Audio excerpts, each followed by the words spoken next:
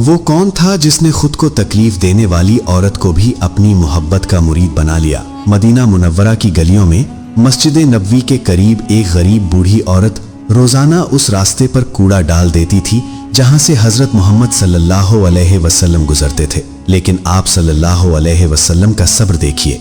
आप हर रोज उसी रास्ते से गुजरते, कूड़ा देखते, मगर कभी शिकायत न करते। एक दिन ऐसा आया कि उस रास्ते पर कूड़ा नहीं था। आप सल्लल्लाहु अलैहि वसल्लम ने हैरत से पूछा, आज वो औरत कहाँ है? लोगों ने बताया कि वो बीमार है। ये सुनते ही आप सल्लल्लाहु अलैहि वसल्लम फौरन उसके घर तशरीफ ले गए ताकि उसकी इयादत कर सकें। वो औरत ये देखकर हैरान रह गई कि जिस शख्स को वो रोज तकलीफ देती रही, आज वही उसकी खैरियत पूछने आया है। उसकी आंखों में आंसू आ गए, दिल पिघल गया और वो अपनी हरकतों पर शर्मिंदा हो गई। इसी लम्हे उसने इस्लाम कबूल कर लिया।